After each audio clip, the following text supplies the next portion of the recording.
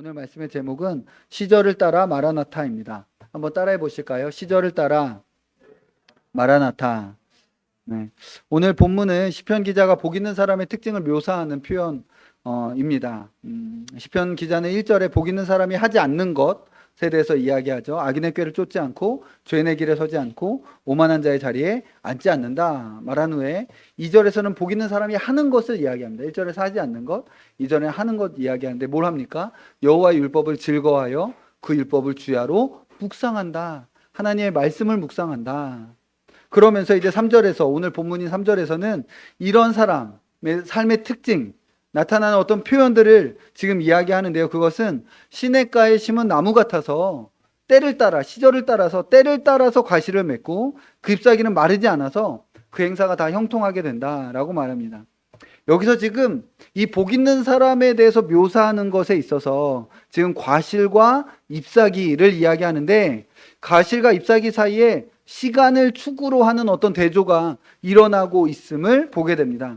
과실에 대해서는 어떻습니까? 시간에 따라 어떤 영향을 받는 것으로 시절과 시기와 때에 따라서 과실을 맺는 것으로 설명하는 반면에 잎사귀에 대해서는 시간과 상관없이 늘 일정하게 마르지 않고 번성하여 있다라고 이야기함으로써 과실에 대해서는 뭔가 시절을 따라 움직이는 것을 표현하고 잎사귀에 대해서는 늘 한결같은 어떠함을 이렇게 표현하고 있는 것이죠.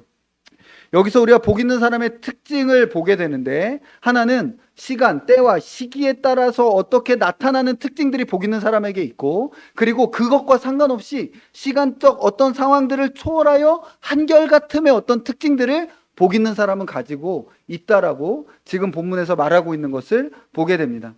복 있는 사람에게는 이런 특징, 이런 지혜가 있다는 거예요. 하나는 시간을 따라서 때와 시기와 적절하게 그때에 딱 맞는 어떠한 것들을 내는 특징이 있고 또 어떤 한편에서는 시간이 어떠하든지 상관없이 늘 신실하게 그 자리에서 나타내는 특징들이 있고 이것을 위해서는 지혜가 필요한데 이게 복 있는 사람이며 그 사람은 바로 하나님의 말씀을 주야로 묵상하는 자들이 이런 형통함, 이런 특징을 갖게 된다라고 말하고 있는 것이죠. 그러니까 한편으로는 시간을 초월하는 것 같으면서도 다른 한편으로는 그 누구보다도 시대적 필요에 민감한 거죠. 시대적 필요에 민감해서 그때의 시절을 따라서 내는 과실들을 맺어내는 사람들이다 라고 말하고 있습니다. 우리는 이것을 배워야 됩니다. 그리고 우리는 이 삶을 살아내야 되겠죠. 그렇다면 도대체 이것의 내용이 말하는 것이 무엇인가를 좀 더 자세히 확인해야 할 텐데 많이 길게 설명할 필요가 있지만 그렇게 할 수는 없고 핵심적인 요소로 그 내용을 살펴보고 함께 기도하고자 합니다. 여러분, 과실은 무엇입니까? 때를 따라 과실을 맺는다, 열매를 맺는다라고 했을 때 이 과실은 어떤 결핍을 채워주고 만족시켜줌으로써 힘을 얻게 하는 것입니다. 누군가의 어떤 사람이 힘이 없고 뭔가 궁핍하고 그리고 결핍되어져 있을 때 그로 채워주고 만족시켜주고 힘을 얻게 해주는 것이 바로 과일인 것이죠. 과실은. 이게 복 있는 사람은 이것을 한다라는 겁니다. 이를 위해서는 시기적인 적실성이 아주 긴하게 요구된다. 때를 따라 시절을 따라 열매를 맺는 것이 필요하다라고 말하고 있는 것이죠. 시대의 사도들이 있습니다. 시대의 신자들을 미혹하고 사람들을 유혹하는 거짓 가르침들이 있습니다. 어떤 시대에는 율법주의가 득세할 때가 있고 어떤 때에는 율법 폐기론자들이 득세할 때가 있고 어떤 때에는 무신론자들이 득세할 때가 있고 어떤 때에는 신령주의자들이나 범신론자들이 시대적 사조를 이루어서 득세할 때가 있는 것이죠.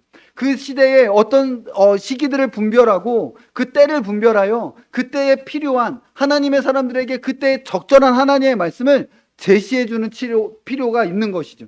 그런 지혜가 필요한 것입니다. 시대적 필요에 예민한 가르침, 시절을 따라 맺혀지는 과일, 그런 사역들, 이 시대를 보고 이 시대의 어둠이 이렇고 이 시대의 원수의 공격 지점이 이렇고 그래서 이것으로 이렇게 하나님의 말씀으로 방어하고 먹여주고 필요를 채워주는 어떤 사역들이 있는 거예요. 이를 위해서는 영적으로 깨어 있어야 됩니다. 정신을 차려야 되는 것이죠. 세상의 술에 취해져 있으면 있는 만큼 시대를 분별하지 못하게 되는 거예요. 자기가 세상의 흐름에 똑같이 흘러가게 되면 그렇구나라고 멍하니 있어서 그 시절에 그 시대에 필요한 어떤 과실을 맺어서 그 궁핍한 자들에게 먹여줄 수가 없는 것이죠. 여기서 잎사귀는 무엇입니까?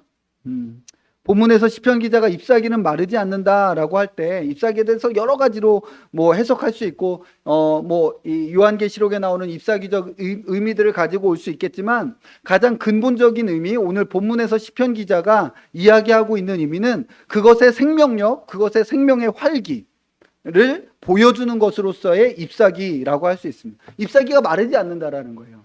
생명의 풍성함을 누린다라는 것이죠. 복 있는 사람은 늘 하나님 안에서 생명의 활기가 있는 겁니다. 생명의 부유함과 풍성함을 늘 누리고 있는 사람이 복 있는 사람. 하나님과 함께 웃고, 하나님과 함께 울고, 하나님과 함께 기뻐하며, 하나님과 함께 슬퍼하는 거예요. 이게 바로 복 있는 사람의 생명의 모습인 것이죠. 하나님과의 생명의 교제는 시간과 시기에 따라 달라지는 것이 아닙니다. 그것은 늘 한결같이 그 자리에서 있어야 하는 것이죠. 이것은 때와 시기를 넘어서는 일입니다. 하나님과의 생명의 교제와 친밀함에서는 소원해져도 되는 때는 없는 거예요. 하나님과 멀어져도 되는 그것이 인정되고 그것이 그럴 수도 있지. 물론 우리의 삶 가운데서 우리의 연약함으로 인해 그런 시간은 누구에게나 있을 수 있습니다. 그러나 그것이 정당화될 수 있는 때는 없는 거예요. 그렇게 해도 괜찮은 때는 없는 거예요. 우리가 그런 때를 경험하고 있다면 거기로부터 회복되는 유일한 방법은 회개하는 것이죠. 하나님 앞에 내가 어디서부터 떨어졌는지를 기억하여 하나님 앞에 회개하고 다시 한번 하나님과의 친밀감을 회복하는 일들이 필요한 것이지, 그냥 인생의 시기에는 내가 나의 어떠함과 상관없이 그냥 그런 것들이 있는 거야. 하나님과 좀 멀어져도 되는 때, 생명의 활기를 잃어버려도 되는 때는 없는 겁니다. 잎사귀가 마르고 있다는 것은 생명의 수액이 잘 공급되고 있지 않음을 의미하고, 이는 하나님과의 관계에서 성령의 공급하시는 채널이, 하나님과의 어떤 이 통로가, 시온의 대로가 막혀져 버렸다라는 것을 의미하는 것이죠. 이 일에 있어서 복 있는 사람은 시간이나 시대를 초월하는 것이죠. 시간이나 시대를 초월하는 것이죠. 늘 하나님의 임재 안에서 하나님과의 친밀함과 하나님과의 교제 가운데 있는 것. 이거보다 더 중요한 것은 없는 것입니다. 그 어떤 시대, 그 어떤 시기라도 하나님과의 교제 연합보다 더 중요한 것이 있는 시기는 없는 겁니다. 시절을 따라 맺혀지는 열매와 늘 마르지 않는 잎사귀, 이것이 복 있는 사람의 특징이며 그래서 복 있는 사람이 가져야 할 지혜인 것이죠. 위대한 개혁의 사람 마틴 루터는 시편 1편을 주의하면서 이렇게 외쳤습니다. 이 복 있는 사람은 누구인가? 누가 이 복 있는 사람인가? 이에 대해 루터는 뭐라고 대답합니까? 예수 그리스도. 예수 그리스도 외에 복 있는 사람이 누가 있겠습니까? 바로 그리스도께서 복 있는 사람이시죠. 시편 1편이 말하고 있는 복 있는 사람은 악인의 꾀 죄인의 길 오만한 자의 자리에 앉지 아니하는 이 복 있는 사람, 하나님의 말씀을 주야로 묵상하는, 그래서 그 행사가 다 형통한 이 사람은 바로 예수 그리스도시다 라고 루터는 외쳤습니다. 먼저 예수 그리스도야말로 때를 따라 시절을 따라 열매를 맺으신 분이시죠. 그리스도는 구약의 시대에서도 역사하셨고 신약의 시대에 사람으로 오셔서 필요한 과실을 맺으셨으며 지금 천상에서 구속의 최종적 성취를 위해서 지금도 제때에 필요한 사역을 하고 계십니다. 바로 그리스도가 그분이시죠. 이런 커다란 어떤 교회 구약과 예수 그리스도께서 이 땅의 생애 시간과 그리고 그리스도 이후의 이 모든 시기뿐만 아니라 교회 역사와 각각의 시기, 그리고 성도와 신자들의 각각의 삶의 때와 시기 속에서 우리 주님은 너무 이르지도 않고 너무 늦지도 않게 제때에 역사하시는 분이시죠. 우리 주님은 늦지 않으십니다. 우리 주님 너무 이르지도 않으시죠. 항상 제때에 찾아와 주셔서 주님의 사역을 이루시는 분이십니다. 그리스도는 때에 맞게 제때에 일하셨고 지금도 일하십니다. 또한 동시에 그리스도는 잎사귀가 마르지 아니하시는 분으로 성경은 말하고 있습니다. 그리스도는 자신의 여러 사역에 어떤 이 열매를 맺을 때에 늘 하나님과 연합되어져 있으셨음을 말씀하셨습니다. 나와 아버지는 하나니라. 아버지께서 일하심에 나도 일한다. 그러니까 우리 주님께서 일하심의 모든 근거와 핵심에는 하나님과의 깊은 연합이 있으셨던 거죠. 그 연합 가운데서 그분은 늦지 아니하시고 너무 이르지도 않게 제때에 맺어야 될 이 전 지구적 구속사의 역사 가운데서 맺으실 열매를 제때에 맺어 오셨다라는 것입니다. 그리스도께서 우리의 죄로 말미암아 하나님을 향해서 엘리 엘리 라마 사박단이라고 외치시는 그 순간에도 나의 하나님 어찌하여 나를 버리셨나이까 라고 외치시는 그 순간에도 그 깊이 가운데 하나님의 연합을, 깊은 하나님과의 연합을 잃어버리지 않으셨어요. 그때 신성과 인성이 분리된 게 아니에요. 하나님과의 깊은 연합 가운데 있으셨죠. 우리 구주 예수 그리스도께서 바로 시편 기자가 말하는 복 있는 사람이며 시냇가에 심겨진 나무로서 시절을 따라 열매를 맺으시고 그 잎사귀가 마르지 아니하시는 분이십니다. 그런데 또 우리가 기억해야 될 그리스도의 탁월함 가운데 하나는 그리스도께서 이런 자신의 덕을 자신을 믿는 자들에게 나누어 주신다는 것입니다. 인류 역사 가운데 유일한 복 있는 사람은 예수 그리스도시죠. 그런데 이 그리스도의 탁월한 이 자신의 덕을 나눠주시는 은혜로 말미암아 그를 믿는 자도 이제 복 있는 사람이 되는 것입니다. 유일하신 독생자를 믿음으로 말미암아 하나님의 양자 자녀들이 되는 것처럼, 유일하게 의로우신 그리스도를 믿음으로 말미암아 우리도 의롭게 되는 것처럼, 우리가 유일하게 복 있는 사람 되시는 시냇가에 심겨진 나무 되시는 그분을 믿음으로 말미암아 우리도 복 있는 사람이요 시냇가에 심겨진 나무의 삶을 시작하고 살아낼 수 있게 된 것이죠. 그 복을 우리에게 주시는 것입니다. 그래서 그를 믿는 자들도 시절을 따라 열매를 맺으며 잎사귀가 마르지 아니하게 하시는 것입니다. 예수 그리스도의 제자들은 때와 시기에 따라 주님을 섬겼습니다. 각자의 삶의 시기에 필요한 열매들로 하나님께 영광을 돌리는 것이죠. 뿐만 아니라 그리스도의 제자들에게는 잎사귀의 삶도 나타났습니다. 생명의 풍성함의 표현이죠. 기쁨과 찬양과 감사와 감격의 표현들. 하나님을 향하여 구원의 노래, 구원의 감격 가운데 주님을 찬양하는 그 입술의 열매가 늘 있어 왔었던 것이죠. 오늘 우리가 주님을 함께 찬양했던 것처럼 말이죠. 하늘을 두루마리 삼고 바다를 먹물 삼아도 한없는 하나님의 사랑 다 기록할 수 없겠네라고 우리의 믿음의 선배들과 함께 불렀던 그 노래들이 인류 역사 가운데 곡조가 다르고 가사가 조금 다른다 할지라도 그 같은 내용의 고백들은 인류 역사 가운데 성도들의 노래로 쭉 불러왔던 것입니다. 그런 잎사귀가 있었던, 구원의 기쁨이 있었던 것이죠. 이 그리스도의 은혜로 말미암아 우리가 이렇게 되었다 할지라도 또한 동시에 우리는 이 거룩한 싸움이 있는 것입니다. 우리를 가시나무로 돌아가게 하려는, 옛날에 가시나무처럼 만들려고 하는 우리의 옛 본성과의 싸움이 여전히 남아져 있는, 그래서 우리는 우리 자신에게 늘 질문해야 됩니다. 나의 잎사귀의 상태는 어떤가? 여러분, 지금 여러분의 잎사귀의 상태는 어떻습니까? 여러분의 영적인 생명의 활기와 활력의 상태, 그리스도의 연합과 친밀함의 상태는 어떻습니까? 그리스도는 우리를 복 있는 사람, 그 잎사귀가 마르지 아니하는 사람으로 만들어 주셨습니다. 여기서 이 잎사귀는 작고 여린 잎사귀까지를 다 포함하는 용어들입니다. 작고 여린 잎사귀는 제때 조금만 늦게 물이 공급되지 않아도 말라버리기 시작하는 거죠. 곧 말라버리는 거예요. 작고 연약하니까, 여리니까. 그러나 우리는 어쩌면 여린 잎사귀는커녕 가장 튼튼한 잎사귀마저도 말라버리는, 점점 그냥 그렇게 말라버리는 그런 상태에 있지는 않습니까? 오히려 사막에 물이 없는 곳에서 버티는 식물들이 잎사귀가 가시가 되어버리는 것처럼, 그렇게 우리의 잎사귀들은 오히려 가시가 되어져서 다른 사람들을 찌르고 공격하며 아프게 하는 행동들과 말들에 익숙해져 버린 채로 그렇게 옛날의 어떤 가시나무 같은 그런 삶으로 내가 돌아가 있지는 않은가? 내 삶의 잎사귀는 어떤가? 나는 복 있는 사람의 잎사귀를 가지고 있는가? 라는 것들로 우리는 스스로를 점검해야 하는 것이죠. 과실에 대해서는 어떻습니까? 시절을 따라 때에 따른 사역들과 열매들이 내 삶 가운데 나타나고 있는가? 나는 그것으로 다른 이들의 결핍과 궁핍을 채워주며 그들을 먹여주고 그들을 강건하게 하며 그들에게 힘을 주며 그들을 위로하고 격려하고 정말 내 주위에 주께서 맡겨주신 사람들을 세워가고 있는가? 라고 우리는 질문해야 됩니다. 아니면 과일을 맺기는커녕 다른 동물들을 잡아먹는 괴물 같은 꽃으로 그렇게 연명해내고 있는 그런 식물은 아닌가? 그런 모습으로 그렇게 살아가고 있지는 않은가? 라고 우리는 스스로에게 질문을 해야 되는 것이죠. 우리의 모습들을 보고 우리는 늘 자신의 연약함의 한계를 보게 됩니다. 그럼 우리는 어떻게 해야 됩니까?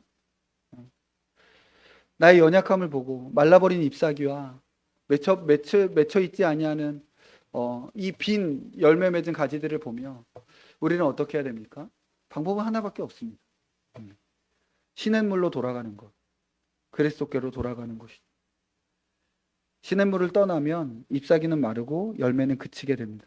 복 있는 사람의 시냇물은 하나님의 말씀이며 말씀 가운데 살아계신 그리스도십니다. 우리는 매일매일 하나님의 말씀 가운데 그 말씀 안에 살아계신 그리스도로부터 아들아 딸아 내가 너를 사랑한다. 아들아 딸아 내가 너를 기뻐한다. 아들아 딸아 내가 너를 기뻐하고 즐거워하고 사랑한다라고 말씀하시는 그 하나님의 마음과 음성을 듣는 거죠. 그게 우리의 생명의 수액이 되는 거예요. 말씀의 묵상 가운데서 내가 무언가를 하고 내가 이런 것들을 해야 되는 어떤 나의 행동 규범과 행동 강령들을 아침마다 듣는 것이 아니라 그 하나님께서 나를 위하여 얼마나 큰 일을 행하셨는지, 나는 여전히 연약하고 부족하고 무능하고 나는 찌질함에도 불구하고 하나님께서 어떠한 큰 사랑으로 자기 백성을 사랑하시고 어떠한 큰 사랑으로 자기 백성을 위하시는지 그 말씀 가운데 시냇물의 수액을 흠뻑 받아들여서 잎사귀를 마르지 않게 하고 열매를 맺게 해야 된다는 것이죠. 그거 외에는 방법이 없어요. 그리스도께서 우리를 사랑하십니다. 하나님이 우리를 사랑하십니다. 우리는 연약하고 우리는 모자라고 우리는 매일매일 실패해도 괜찮아. 내가 그래서 너의 그 연약함을 위해서 내가 죽은 거야. 라고 말씀하시면 우리로 다시 한번 일어나게 하시는 은혜가 그 시냇물에 있는 거예요. 우리 그 안에 흠뻑 적셔서 그것을 뿌리를 내려서 마시는 것이죠. 그때 과실이 맺혀지는 겁니다. 그때 죽은 잎사귀들이 살아나게 되는 것이죠. 하나님 살아계십니다. 하나님 살아계십니다. 그리고 하나님 우리를 사랑하십니다. 나의 거짓된 마음들, 거짓된 답들을 내려놓고 하나님 앞에 항복하는 거죠. 하나님의 도움을 구하는 것입니다. 여러분, 하나님만이 우리를 도우십니다. 사실 마귀도 나를 돕지 않고 나도 나를 돕지 않습니다. 나의 가장 큰 대적은 내 자신이죠. 내 마음입니다. 하나님을 떠난 나는 나를 망하게 하려고 하는 것이죠. 오직 하나님만이 진정으로 나를 도우시며 오직 하나님만이 진정으로 나의 편이 되어주시고, 하나님 외에 누가 우리 편이겠습니까? 그래서 그 하나님께 내 삶을 맡겨드리는 거죠. 그 하나님께로 돌아갈 때, 십자가를 붙잡을 때 마르지 않는 잎사귀의 삶, 시절을 따라 열매를 맺는 삶이 시작되는 거예요.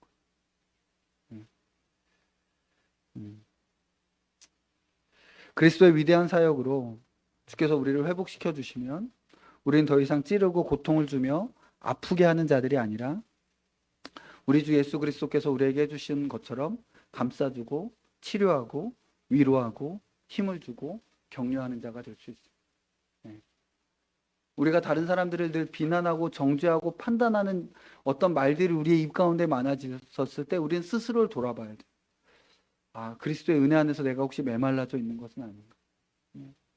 그리스도께서 나에게 그렇게 하지 않으셨는데, 그리스도께서 나를 그렇게 대하지 아니하시는데, 내가 혹시 지금 시냇물을 떠나 있는 것은 아닌가? 우리의 영혼을 돌아봐야 하는 것입니다.